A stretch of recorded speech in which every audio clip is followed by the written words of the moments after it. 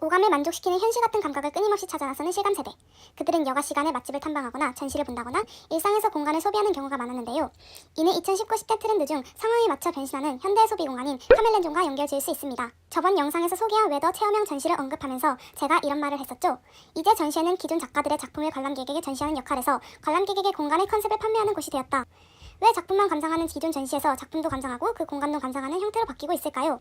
그 답을 얻기 위해 현재 전시 중인 빈센트 반 고흐를 만나다 체험형 전시에 다녀왔습니다. 전시의 공간을 어떻게 구성해 놓았는지, 빈센트 반 고흐 전시에 사람들이 많이 찾는 이유, 더 나아가 빈센트 반 고흐 전시뿐만 아니라 사람들이 계속해서 체험형 전시를 찾는 포인트를 중점으로 살펴보겠습니다. 자, 그럼 이제 보고, 듣고, 만지는 체험 전시를 만나보러 가볼까요? 반 고흐의 작품이 주인공이 아닌 인간 빈센트 반 고흐가 주인공인 전시로 그의 작품을 볼 수만 있었던 기존의 전시와는 달리 반 고흐의 지난 삶을 보고, 듣고, 만질 수 있는 관객 참여형 체험 전시입니다. 즉, 스토리를 담은 전시인데요. 사람들은 사실은 자주 잃어버리지만 좋은 스토리는 절대 잊어버리지 않습니다. 현대에는 한 번의 검색이면 수많은 정보들, 자극들이 쏟아져 내리기 때문에 무언가를 기억하는 능력은 점차 없어지고 있습니다. 하지만 정보에 스토리를 넣는다면 더 잘 기억할 것이기 때문에 우리는 스토리에 더 주목을 하고 반응을 하는 것이죠. 이 전시 또한 고흐의 작품만을 나열한 것이 아닌 고흐의 일생이라는 스토리를 전시에 넣음으로써 사람들이 더 몰입하고 잘 기억하게끔 만든 것 같습니다. 그렇다면 전시의 공간을 어떻게 구성해 놓았는지 살펴볼까요? 빈센트 반 고흐의 인생의 결정적 순간들을 바탕으로 총 6개의 전시 공간으로 구성했습니다. 첫 번째 공간은 반 고흐의 작품 까마귀가 나는 밀밭으로 둘러싸여 실제 바람이 불고 총소리가 나며 반 고흐의 마지막 순간을 몸소 체험할 수 있습니다. 두 번째 공간은 반 고흐가 본 파리의 거리와 카페가 등장하며 몽마르트 카페에 앉아볼 수도 있습니다. 저는 직접 반 고흐를 만나기도 했는데요.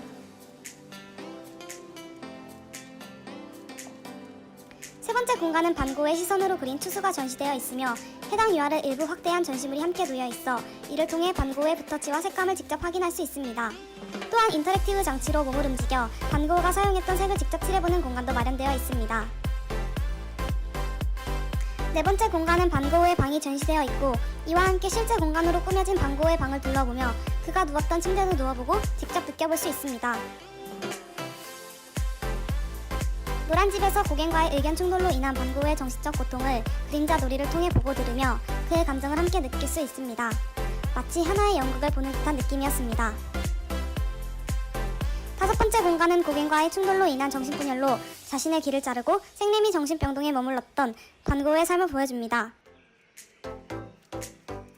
여섯 번째 공간은 반 고흐의 죽음 후 인정받은 그의 작품들과 그에게 영향을 받은 많은 작품을 만날 수 있습니다. 제가 보여드린 6가지 공간들이 다 다른 것이 느껴지시나요?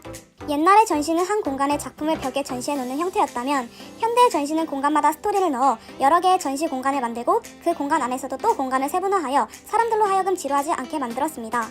공간 그 자체를 매력적이고 궁금하게 만든 것이죠. 빈센트 반 고흐 전시에 사람들이 많이 찾는 이유는 다양한 개성을 가진 공간 속에 다양한 경험을 할 수 있는 바로 체험이라고 생각합니다. 우선 반 고흐가 직접 들려주는 이야기, 즉 오디오 가이드는 반 고흐의 편지를 바탕으로 특별 제작되었다고 합니다. 기존 전시는 이런 오디오 가이드를 구매해야 하거나 필수 사항이 아니었죠. 하지만 이 전시에서는 오디오 가이드가 무료이고 각 전시 공간과 정확히 맞물리며 전시 관람의 필수 요소로 작용합니다. 또한 전시장 그림 앞에는 Please do touch, 만져보세요 라고 적힌 눈을 의심하는 안내판을 발견할 수 있습니다. 이렇게 빈센트 반 고흐의 작품 하나하나를 만지며 직접 그의 기법을 경험해 볼 수 있는 것이죠. 또한 몰입형 인터랙티브 체험 요소로서 현미경으로 유화 그림의 표면을 관찰하며 반 고흐가 사용했던 재료와 그림 기법 등을 자세히 알 수 있는 현미경 테이블, 직접 초성화를 그리며 반 고흐가 활용한 원근법의 개념을 경험할 수 있는 원근틀 그리기 테이블, 직접 자화상을 그리면서 반 고흐만의 색깔을 느낄 수 있는 자화상 그리기 테이블까지 고흐의 작품 표현 기법을 직접 몸소 체험할 수 있는 공간도 있었습니다. 더 나아가 빈센트 반 고흐 전시뿐만 아니라 사람들이 계속해서 체험형 전시를 찾는 이유는 무엇일까요? 우선 그들이 전시를 가는 여정을 살펴보면 알 수 있습니다.